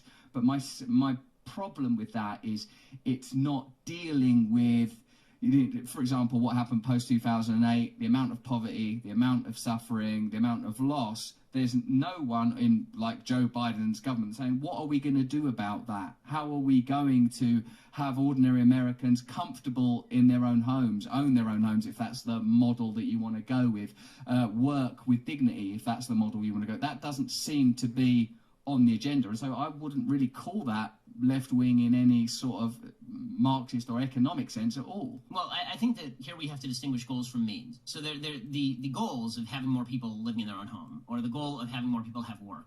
And there are a couple of different approaches to that. I think that we all hopefully share that goal. The question is the approaches, and there is sort of a broadly left-wing approach, which is the government takes capital, the government takes that money from people who have earned it or invested it, and takes it and then uses it to buy people homes or subsidize loans or hire people for jobs. That's sort of the left-wing top-down approach.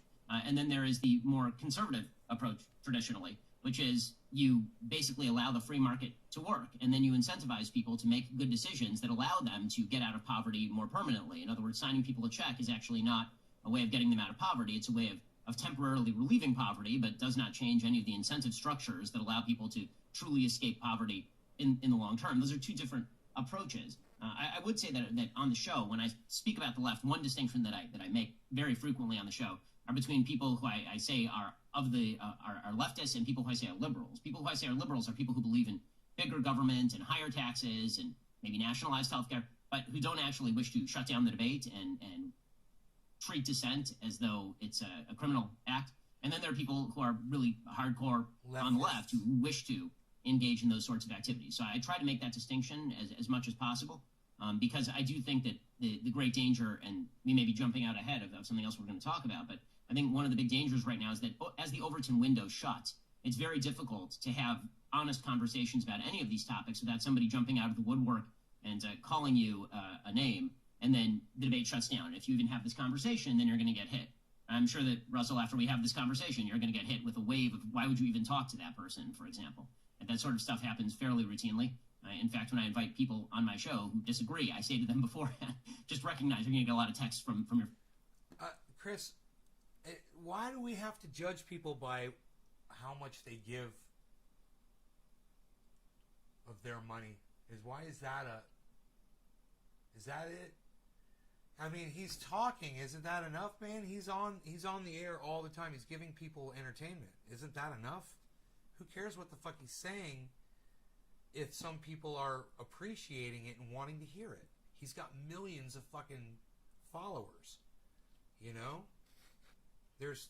He provides entertainment, man. He provides news and he provides his opinion. That's helping others, bro. I mean, in his and their opinion, it is. Your friends being very angry that you took me up on that. But as far as sort of the broader rubric of trying to make life better for people, there are a bunch of different approaches to how you make life better for people. And I tend to take the approach that suggests that when you treat people as responsible individuals capable of making decisions that better their lives, and you put the responsibility 12 with more the minutes. individual, with We're adult almost individuals done. to do that you are better off than if you treat them as basically just a pocket being requiring being filled. And that's obviously not talking about people who have some sort of serious disability or are literally unable to take care of themselves. I can speed it I up. feel that both of those approaches have problems, and in a sense, this is where I wonder if the spiritual values that we were talking about a little, if not in particular detail, with regard to their the specificity of those values, but like for me, compassion, kindness, love, and you know, like when we touched upon the idea of like contemplation of how God would have us be, for me, in a sense, there is in the kind of sort of social Darwinism that underwrites a lot of free market ideology, natural competition, services, the market will look after itself. Like those kind of ideas for me are sort of like an aspect of like, I don't know, rationalism, say, should we call it, that I'm not particularly fond of, because it seems to me that it has unleashed a set of processes that are leading to individualism, commodification, a kind of a loss of meaning, a loss of purpose, and a side effect, a consequence of that, I believe, is yes, economic poverty, but a kind of a deeper poverty still, a poverty of meaning. I don't think capitalism, in alliance with conservatism, can provide that kind of meaning. I sometimes query, Ben, whether even secularism can fulfill that role. So when I am mentioning, in this context, given the breadth of your knowledge, when I talk about centralisation, whether it's at a state level or an economic level, these sort of juggernauts of power with incredible influence that can shape and make the world to their convenience, I feel that these forces are largely, in both cases, whether you know, like it's sort of like neoliberal or leftist, statist kind of centralized redistribution models that I don't ever see as being particularly effective and more focused on the kind of censorship and stuff that we've talked about, even though I'm sympathetic in a way that perhaps that you are less inclined to be to the kind of, you know, that stuff about feelings. I was like, yeah, I kind of care about people's feelings, I guess, you know, and we can get into that a little bit if you want to. But more, what I'm sort of interested in is how can we here, now, create a kingdom that is a reflection of, whether you believe in God or not, the kind of values that God is undergirded by, if one could ever come to such a conclusion. But perhaps in sort of terms of Sesame Street ethics, we could talk about love, oneness, kindness, allowing people to be who they are. And I don't see how free market capitalism is heading. We could talk about love, oneness, kindness, allowing people to be who they are. And I don't see how free market capitalism is heading in that direction. Now, I'm not talking about you, like a self-made man building what looks like an enviable media empire. I'm talking about out of control power and financial power, particularly the type that you alluded to, and that is, hand in glove with like lack of government regulation. So don't you agree with me, Ben, that neither of these options are in alignment with our higher principles?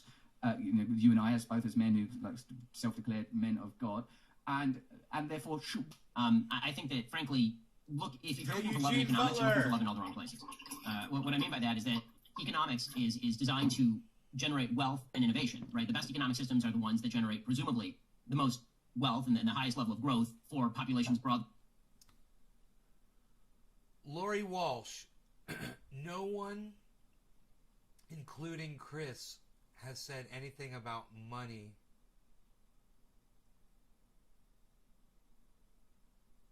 Right. Well, he said he wonder what he's done to help others. He's got 2 kids, man. I'm sure he gives a lot to his kids, right? Believe he was pointing out his lack of altruism. Anything about Ben? I have years of my life helping others. Actually, we're not talking about you, Chris.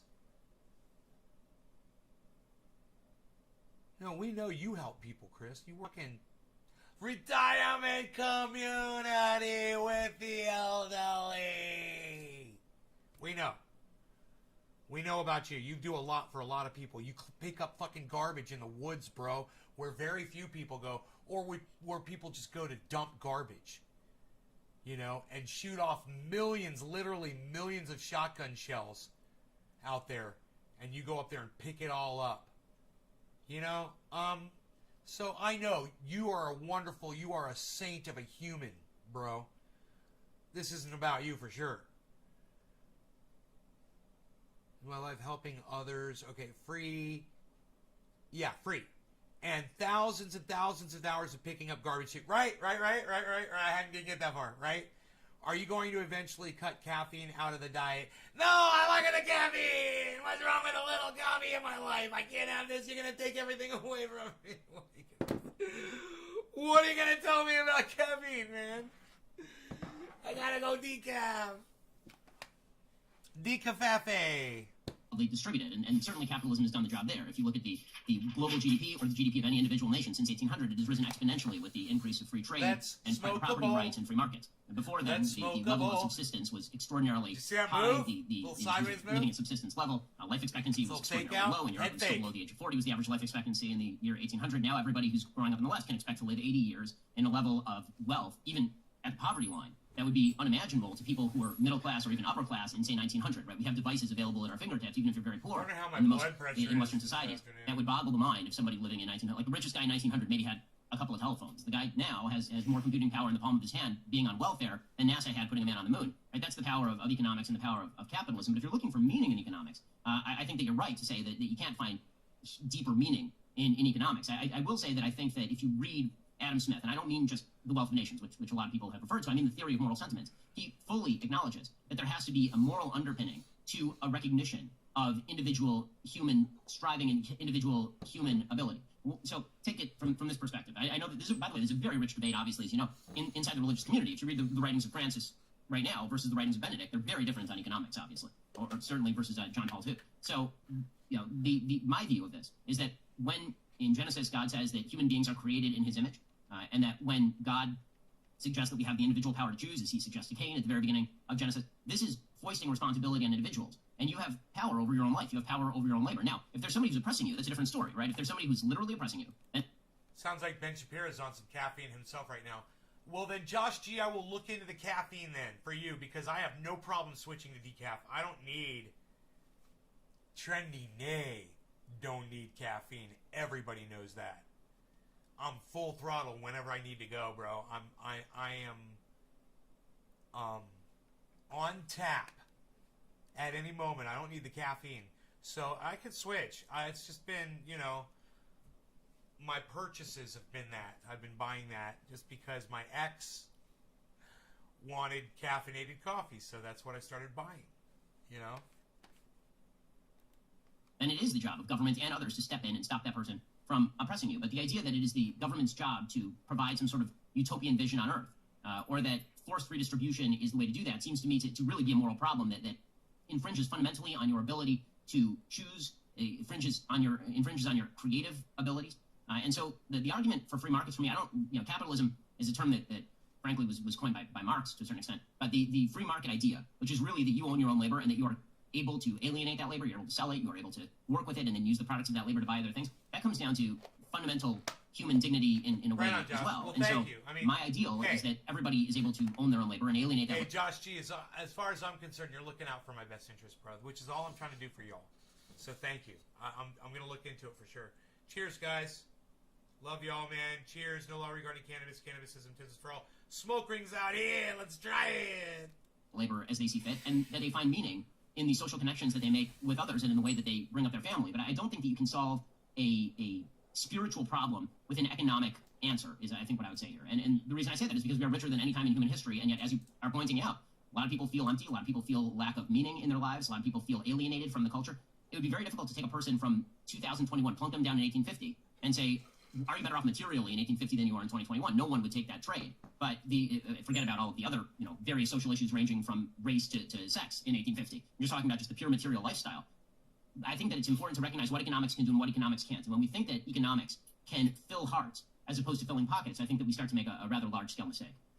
If it is inhibited in the ways that you have outlined in its capacity to provide meaning, it ought, that, in my view, be relegated to a less potent social role rather than occupying, as it does at the moment, the pinnacle, i.e. even the metrics, Ben, that you espouse, GDP, for example, are determined in accordance with the ideals of this particular, not really science, but this set of ideals and rules and principles. I'm not suggesting that there could ever be one centralized systems and, in your religious life, you believe that there is, and Yeah, dude. Judaism tells you how to live your fucking life. If you're Orthodox, they tell you when to pray, and you do it. They tell you when you're allowed to eat what kinds of foods you can eat your entire life. It's called kosher. They also tell you, I hope you can hear me okay.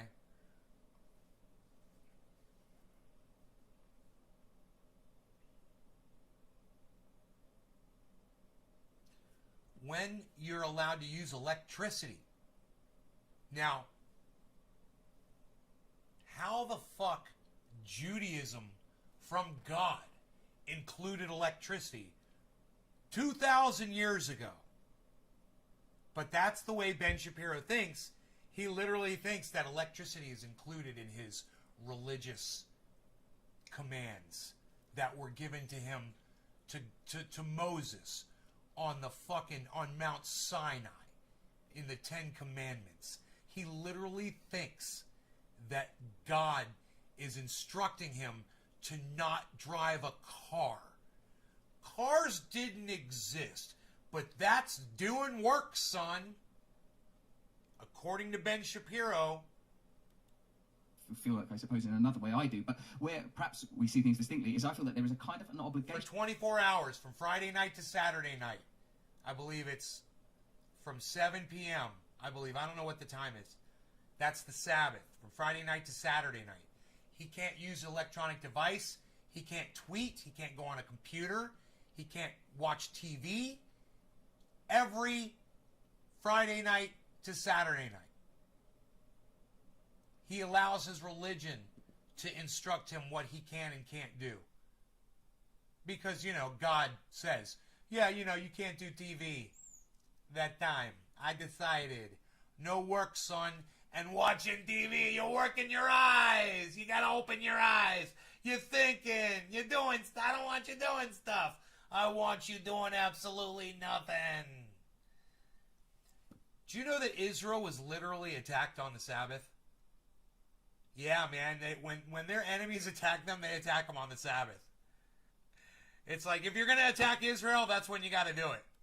To promote these values to the forefront of our lives, to the point where these sort of I hope you guys can hear me okay. terms like compassion and kindness are prized above economic growth and GDP, and like the fact that these sort of regulatory measures are the sort of the dominant means for evaluating our culture, I think that give us a set of biases that I think might be very, very difficult to overthrow. And I feel that by having like the false markers of scientific, technological and economic growth as the determinants for progress, we fall into a trap that neglects great vast territories of unimagined endeavour that could alter the human experience. I feel that what I have, Ben, is a kind of deep optimism that we can create different worlds, and part of that might be finding ways to curtail the potency of some of the Goliaths of the tech, economic, and even older energy-based sort of behemoths of economics. Also, though, I acknowledge the many areas where we have to look at and recognise that no one wants to revisit the failings of 20th century like communism, fascism, all of those dead late industrialist ideas shouldn't be revived, can't be revived. But I feel that there is something within us, and I feel that it lies currently in the domain of the religion and it needs to be released from there and allowed to become a dominant cultural force, not an oppressive one, but things that I think is so fun about this is that we're kind of going deeper and deeper under the waterline, and I think that's great, because I think that one of the things that you just said there is something where we do sort of disagree about the fundamental nature of optimism with regard to human capacities. Well, I hope you enjoyed that part of my conversation with Ben Shapiro. There is another hour available on... No, thank you. That was plenty, man. That was great. I think Russell Brand does a fantastic job of exposing Ben Shapiro for the moron that he is in that interview. And Russell Brand comes out smelling like a rose while he does it. Just amazing. He is a master of the interview, Russell Brand. He is such a great interviewer. I am so impressed with what he does.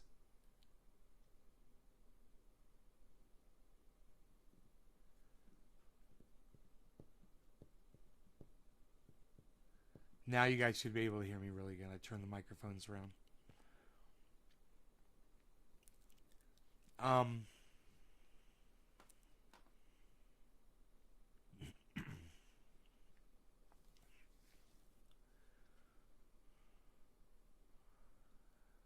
No, now, Karen, that's the kind of thing I would want you to mention on the show. No, let me see. Oh my God. Let me see that. Am I tagged in it?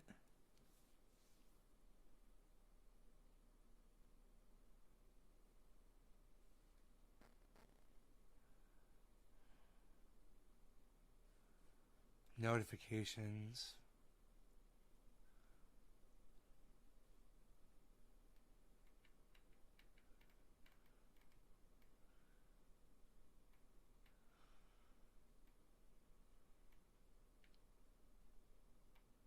I don't know where it is, Karen. Did you tweet it at me? Yeah, fucking retweet it at all 5 of my fucking accounts so I can see it. You know the drill. I don't know which account of yours you're on. If it doesn't show up in my mentions, I'm not going to see it. You know, Matt Dillahunty has me blocked. So if you don't include me, I'm not going to see it.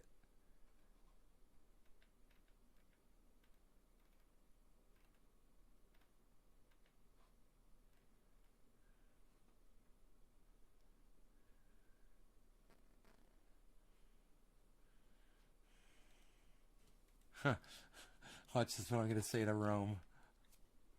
I look at you weird because you a sexy bitch, son.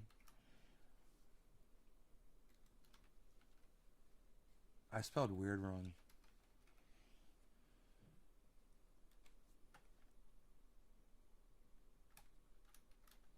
The white guy. I should do it in quotes. The white guy. The white. I should just do white in quotes.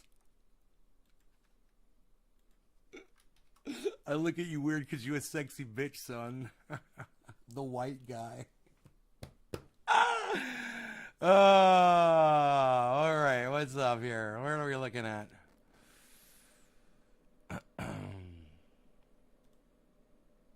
What are we looking at here, Garen? Let me see.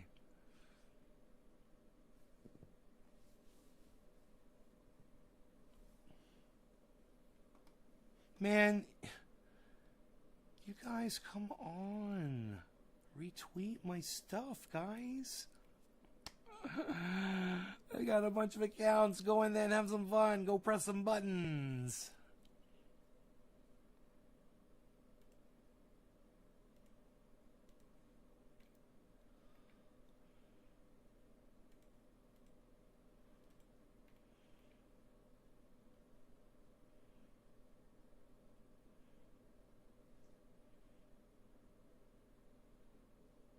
No end in sight, just a matter of time before the site is going to change their ways. I'm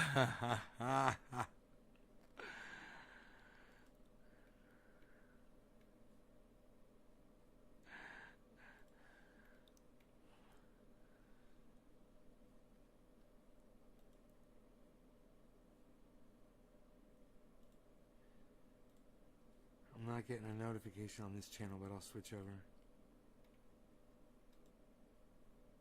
I can only tweet to 2 accounts. You still got me blocked on 2.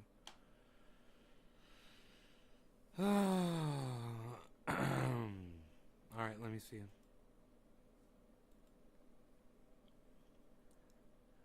You can... Karen, you can tweet to all those accounts. Just write it in. I'll see them. Even if I've got you blocked. You can still type the at and the name.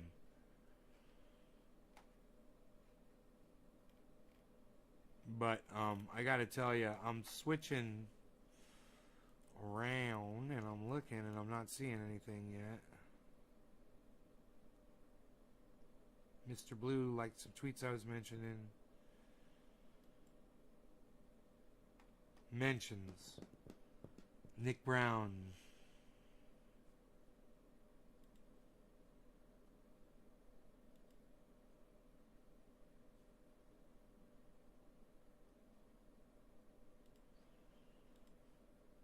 I'm retweeting tweets that have all of my handles in it. All of my channels.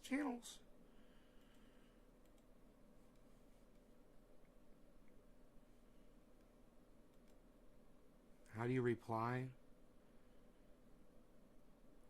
What is it? Nays? Let me go to Nays Garden. How do you reply? You reply to the tweet. Underneath the tweet, man. You click on the tweet, right? You don't know how to reply to a fucking tweet, Karen?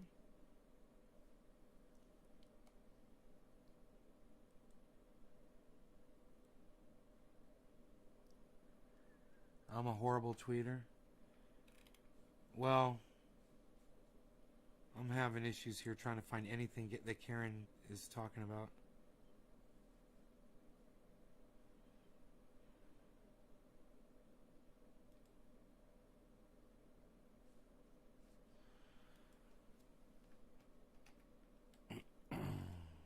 Whoa, what the fuck?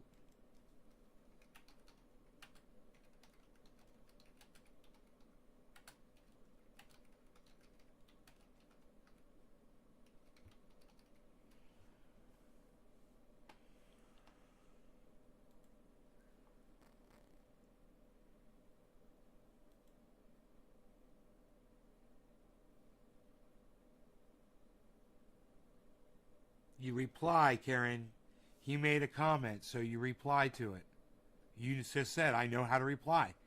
You reply to his comment.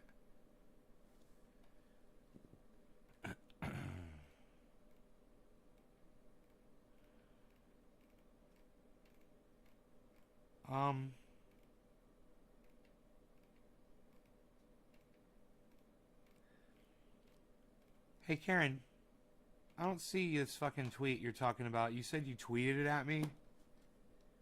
Which fucking accounts did you tweet it at? I just checked all my fucking accounts.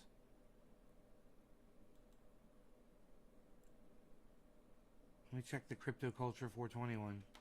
I think that's the last one.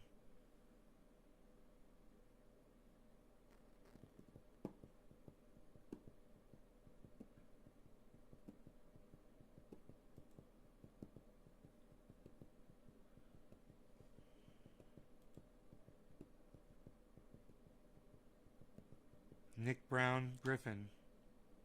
Nothing from you, Karen. Karen, I don't see anything from you on any of my channels. None of them.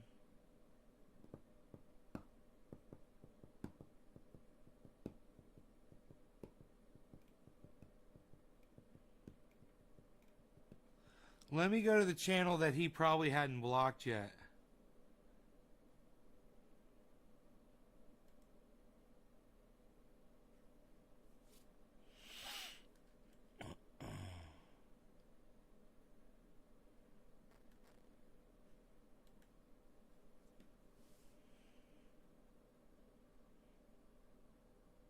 Yale. Let me see if I can just see his account and his tweets and replies. Oh, I got you.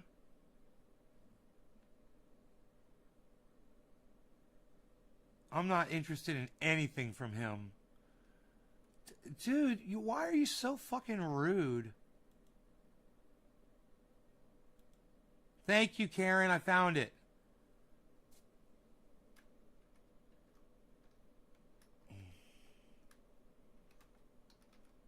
Nah, I'm not even going to respond to him. I was just going to say, Matt, I've spent years promoting you to my audience, as small as it may be and insignificant to you as it might be. With the few people that I do send to you, I will continue to keep sending the few people that I do. You know, and it's just too bad that you're willing, you know, you're not going to be able to include this in a tweet. It'd have to be multiple tweets, but it's just too bad for somebody who claims they're willing to only accept things based on science. Let me tell you what science is. Science is when people test things over and over and over again, and the results are the same. That's called an experiment, Matt. I don't know if you know how that works. But that's what we've been doing over here for years. And you can certainly ignore it all you want, but I want to thank Karen McDonald. You're the first person to get a response out of Matt Dillahunty. What do you think about that, Karen? You got a response from Matt Dillahunty. What do you think? You tell me you people don't think you're fucking powerful. Karen, what did you say to him? Let me see what you said.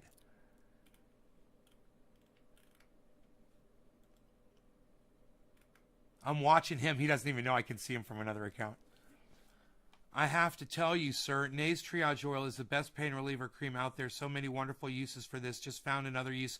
It's a great flea or any bugs for that matter. We found out about it kills fleas. I was getting eaten. It'll literally kill fleas on your dog. Alive by fleas, but fleas no more. Oh, that's nice, Karen. And once again, I want everybody to see this exchange between Karen and Matt Dillahunty. I'm so proud of her. Karen, look how far you've come. Do you see this? Look at Karen, look at how far you've come. Do you realize Matt Dillahunty, guys, has 88,000 followers on Twitter. He is only following 509 people.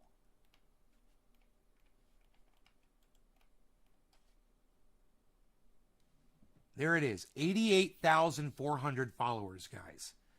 Now,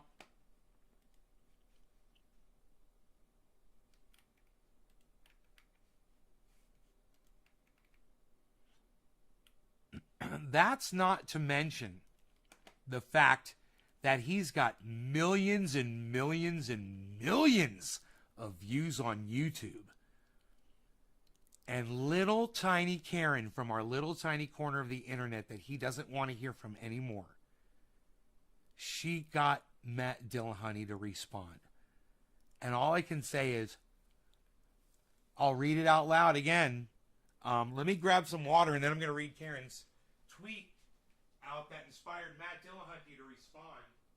It's just freaking amazing.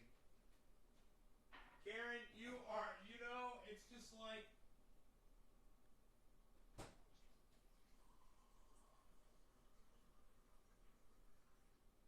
All of you guys should go over to Atheist Experience and the Hangout with Matt Dillahunty, 2 channels.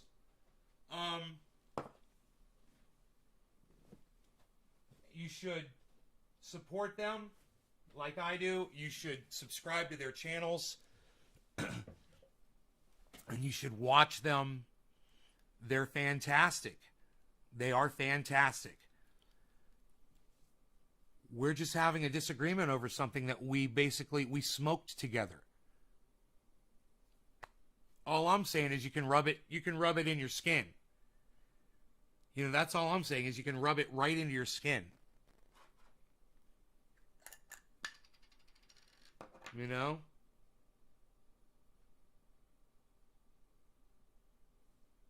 Stigmata. All right, so Karen said this. And Karen, she said this 5 hours ago, and she tweeted it at Matt Dillahunty, and this is what Karen said.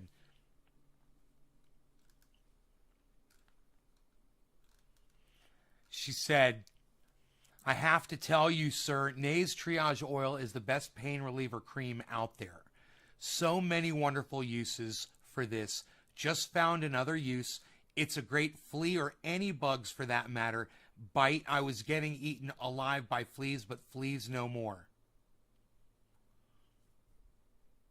And even though that was a little worded, a little funny, Matt said back, well, great. He said, and when there's some actual science instead of anecdotes from random people, I might be interested, though I'm not interested in anything from him.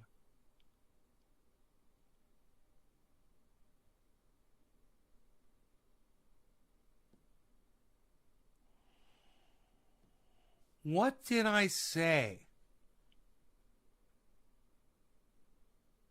that would make him say something so horrible about me? Because all I've sent him are just testimonials from you and given him love and invited him on the show because I'm such a huge fan of his. Joe Reagan says, be careful when you meet your heroes, because you're going to get crushed, And it's true. It happens,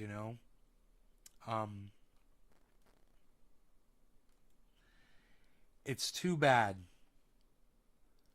But anyway, Karen, it's Karen MC 324-77312. Okay, at Karen. You can change that, Karen. By the way, you can change that stupid name. Just something you can do. Okay, at Karen MC 324. MC 324. Here, I'll copy it. I'll copy it. Copy. And then I'll paste it into another account here. Okay, we've looking at 5 accounts. No, 4 accounts on here now. Well, I got to get my 5th one on here. Okay, so let's go to Nay's Garden first. And I'm going to find Karen really quick and make sure she's not blocked on this channel. Karen, you come a long way. And,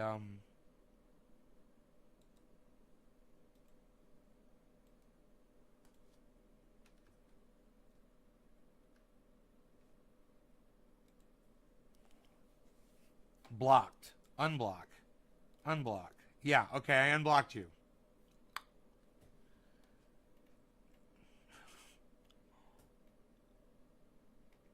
I swear I'm still fucking vacuuming right now, Karen. That is so funny.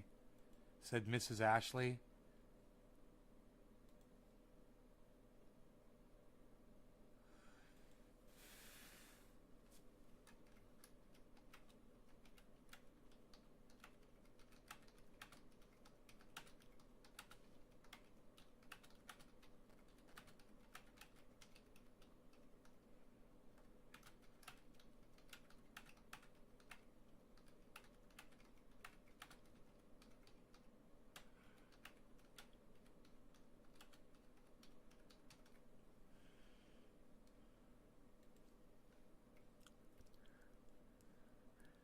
Men who vacuum fuck better. I said, I'm halfway done the living room, but had to pause for a podcast. I have to do it when the dog is outside or he gets scared. I got that from Karen's feed.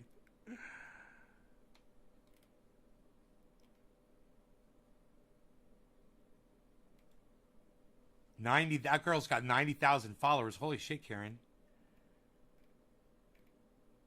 Okay, let me go to your tweets and replies, because now I'm on this Miss Ashley thing. Tweets and replies. This tweet is unavailable. This tweet is unavailable. I think I found it. Okay, I found your main one. I'm going to like it. I'm going to retweet it. I'm going to quote the tweet.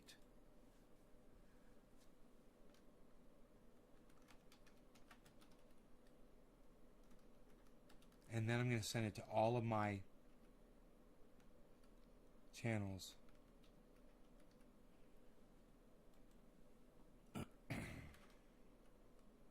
Send it back to me. Nate's Garden Show. And I don't want to send it to... I don't want to send it to the one... I'm going to send it back to myself. And then I'll start sending it to you guys.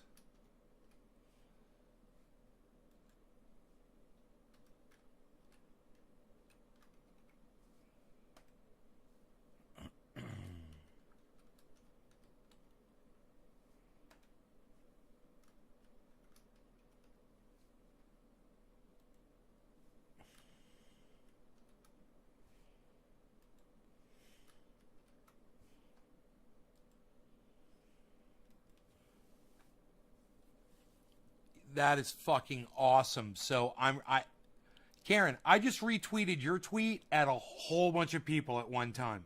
Hey, Chuckles, what's up? Chuckles, Chuckles, Chuckles, Chuckles, Chuckles, Chuckles. Chuckles McGasky and the Grandma Maggie.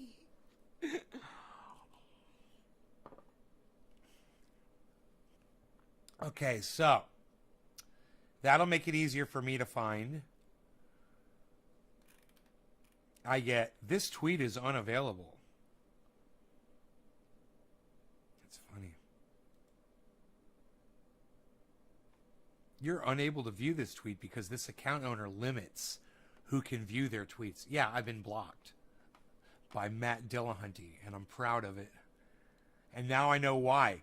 He just doesn't like me. He's like, not from him. I'm like, what did I do, man? What did I... Can I just... So I don't do it to my next guest? You feel like I'm pushing it on you? Is that it? Am I pushing... That's got to be it. He feels like I'm pushing cannabis oil on him. I want to give it to him for free. You know? And he feels like I'm pushing it on him. 24 dead in Miami, 124 still missing. So that means 148 dead in Miami.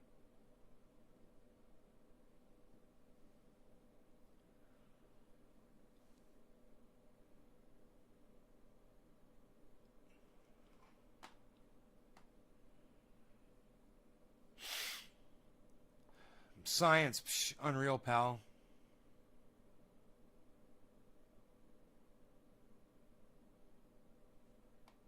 Bad Blue draws. Nay, I learned mostly from your lives back in the day on how to grow quality cannabis from East Baby Entertainment. Bad Blue draws. You doing them retweets. What? Psst. Retweeting it, man. We're getting down with the retweets. Ronnie Placone. He tweets a lot. He's got 47,700 followers. 10 minutes ago, he just tweeted, "Do you want your own theme song?" He advertises this a lot. I'll be at Flappers Comedy tonight on both the 7:30 9:30 p.m. shows. Tickets. Huh? Tickets. It's a tiny URL for tickets. It's a tiny URL for tickets. Let's see. That sun is coming through the window. Coming through my window. What is this? Physical show. Oh, it's physical show. Psst.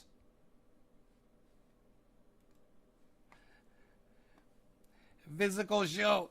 Physical tickets are for the physicals.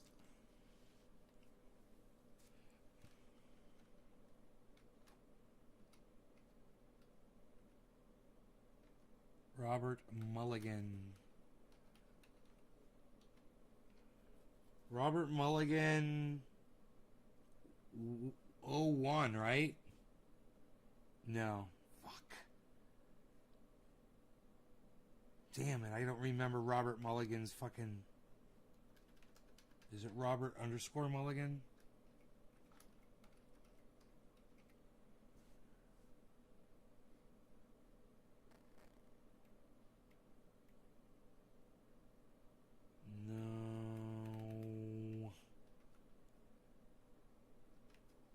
No. Robert Mulligan 1? No. Fuck. Damn it. I don't know Robert Mulligan's fucking... Fuck. Twitter handle.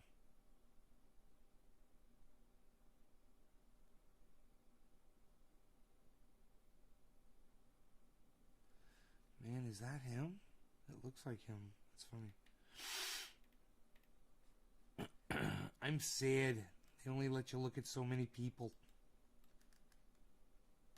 Who else do I know in LA that could go there?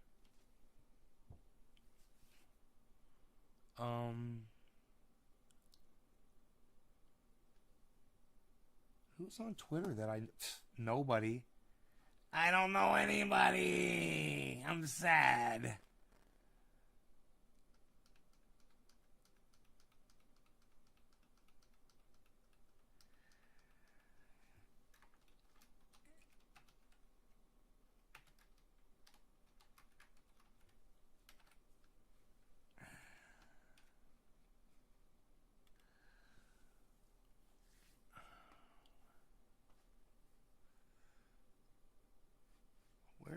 Where's that at? Is it Burbank? Yeah, LA. Dude, that's where Robert is, man. It's where my fucking family is. Everybody's out there.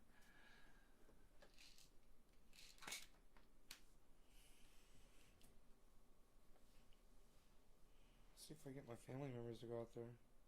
Wouldn't that be great? So I guess it's not that important, is it? Nah, who cares about that? I'm going to go. I love you guys. You guys are fantastic. A. Abraham, Enoch, Y.U. Beaslin. You guys enjoy your evenings, and I will see you guys on the next show. I hope you enjoyed the 2 hours. I will talk to you guys later. All right?